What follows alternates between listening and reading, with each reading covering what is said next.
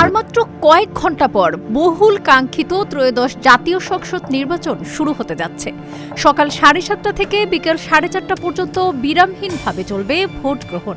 এবারের নির্বাচন শুধু প্রতিনিধি নির্বাচনই নয়, বরং দেশের শাসন ব্যবস্থায় বড় পরিবর্তনের জন্য হবে গণভোটও। ভোট কেন্দ্রে এবার একটি নয়, থাকবে দুটি আলাদা ব্যালট পেপার।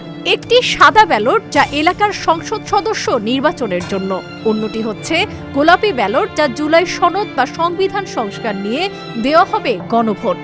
সনদের প্রস্তাবগুলোতে সমর্থন থাকলে হ্যাঁ, আর না থাকলে না ঘরে সিল দিতে হবে। ভোট দিতে যাওয়ার সময় জাতীয় পরিচয়পত্র সাথে রাখা ভালো, তবে এটি বাধ্যতামূলক নয়। তবে ভোট নম্বর বা স্লিপ সাথে থাকলে কেন্দ্র ও বুথ খুঁজে পাবেন সহজেই। স্মার্টফোনের মাধ্যমে নির্বাচন কমিশনের ওয়েবসাইট বা অ্যাপ থেকে ভোট কেন্দ্র ও ভোটার সিরিয়াল নম্বর আগেই জানা যাবে।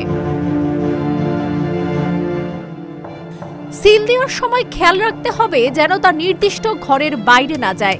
একই ব্যালটে একাধিক প্রতীকে সিল দিলে ভোট বাতিল বলে গণ্য হবে। কেন্দ্রের ভেতর মোবাইল ফোন বা কোনো ইলেকট্রনিক ডিভাইস ব্যবহার করা যাবে না।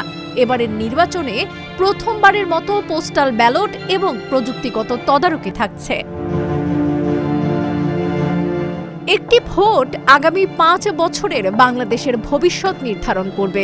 সুস্থ ও সুন্দর পরিবেশে ভোটাধিকার প্রয়োগ করে পালন করা হোক সচেতন নাগরিকের দায়িত্ব। ডেস্ক রিপোর্ট, আজকের পত্রিকা।